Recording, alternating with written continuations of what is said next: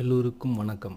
Somalia வறுமையான நாடு என்பது அனைவருக்கும் தெரியும். வறுமைக்கு காரணம் என்னவென்று யாருக்காவது தெரியுமா? வறுமை, பட்டினி, சாவு என்பதற்கு என்றைக்கும் உதாரணமாக திகழும் அம்மனிதர்கள் செய்த பாவம் தான் என்ன? உப்பி பெருத்த வயிறு, ஈர்க்கும் குச்சிகள் போன்ற கை கால்கள் இவைத்தான் அம்மண்ணின் மைந்தர்களின் அடையாளமானது.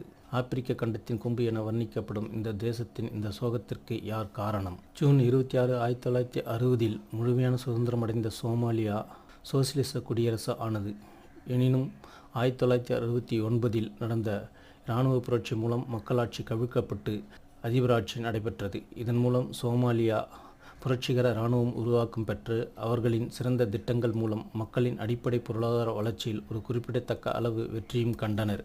எத்தோப்பியாவை தன்னோடு இணைக்கும் நோக்கோடு உலக நாடுகளின் ஆலோசனையை பெறாமல் தன்னிச்சையாக போரில் குதித்ததாக சோமாலியாவை உலக நாடுகள் பலவும் பகைத்து கொள்ள எத்தோப்பியாவுக்கு ஆதரவாக சோவியத் யூனியனும் சோமாலியாவிற்கு ஆதரவாக அமெரிக்காவும் செயல்பட இரு வல்லரசுகளின் பனிப்போர் போட்டிக்கு இரையானது எத்தோப்பியாவும் சோமாலியாவும்.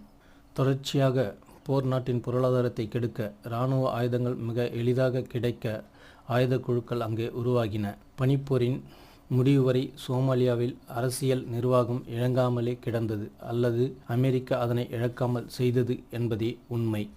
ஆயுத குழுக்கள் உணவுக்காக, நீருக்காக என அடிப்படை தேவைகளுக்காக தம்மிடையே சண்டை போட வேண்டிய பரிதாப நிலைக்கு தள்ளப்பட்டார்கள். நாட்டின் ஒவ்வொரு மாவட்டங்களும் ஒவ்வொரு குறிச்சிகளும் என இந்த ஆயுத குழுக்கள் தம் வசப்படுத்தி கொண்டு சிற்றரசுகள் ஆகினர் ஆயுத குழு தலைவர்கள்.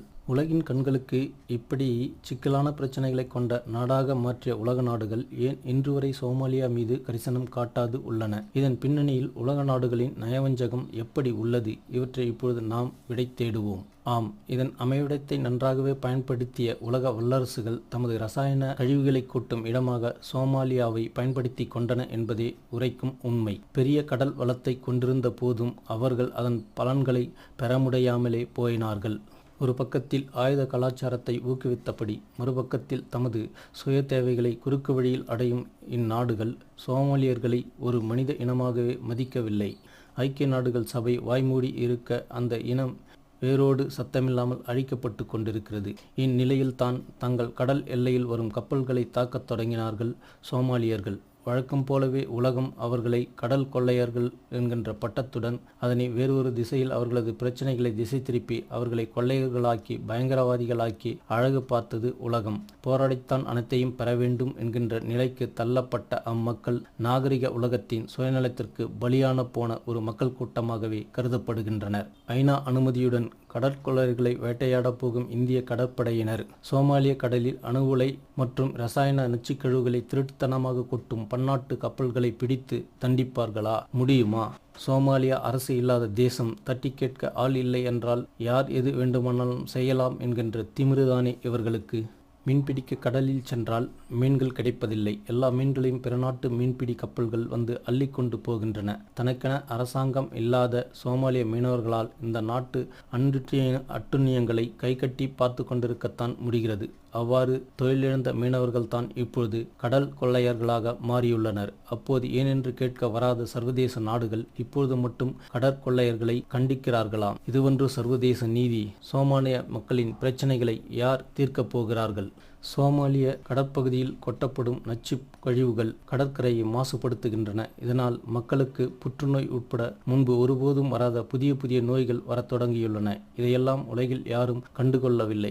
இப்போது பன்னாட்டு நிறுவனங்களுக்கு சொந்தமான கப்பல்கள் கடத்தப்படும் போது மட்டும் முக்கிய செய்தியாக சொல்லும் ஊடகங்கள் ஏதும் சோமாலிய மக்கள் கடந்த 15 ஆண்டுகளாக சந்தித்து வரும் துன்பங்களை மட்டும் எடுத்துச் சொல்ல தவறுவது ஏன்? சோமாலியாவின் முதல் நாசம் 1960களிலேயே மேற்கத்திய நாடுகளால் அரங்கேற்றப்பட்டது. அமெரிக்காவின் தலைமையில் மீத்தேன் மற்றும் இதர வாயுக்களின் சோதனை சோமாலியாவின் ஒட்டுமொத்த விவசாயத்தை அழித்துவிட்டது. இரண்டாவதாக, அந்நாட்டை விளையாத பூமி என்று அதே அமெரிக்காவில் முத்திரை குத்தப்பட்டு அந்த நாட்டை உலக குப்பை தொட்டியாக்கி அணுக்கழிவு, மருத்துவ கழிவுகளை கொட்டும் கடல் வளத்தையும் அழித்தார்கள். ஒரு விவசாயியும் மீனவனும் இல்லாமல் போனால் எஞ்சியவர்கள் உணவுக்காக கொள்ளையர்களாகத்தானே மாற முடியும்? நம் கண் முன்னே ஒரு நாடே சிட்டிசன் படத்தில் வரும் அத்திப்பட்டு போல் மூழ்கி இருக்கிறது. சோமாலியர் சில நேரங்களில் பல உயிர்களை கொடுத்து கடத்திய கப்பலில் சில உணவுப் பொருட்களை திருடிச் சென்று அவ்வளவும் உண்டு. பசிக்காக போராடுபவனுக்கு கடல் கொள்ளையன் என்ற பட்டம்தான் கிடைத்தது.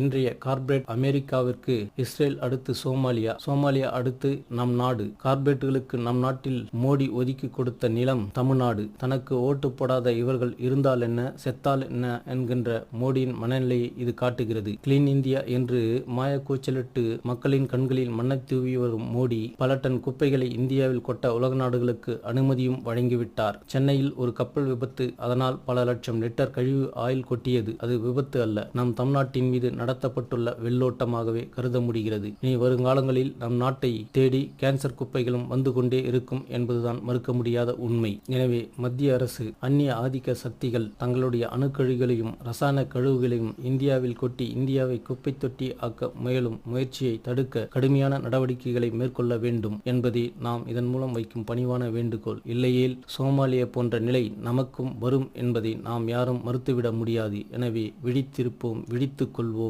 விடைபெறுவோம். நன்றி, வணக்கம்.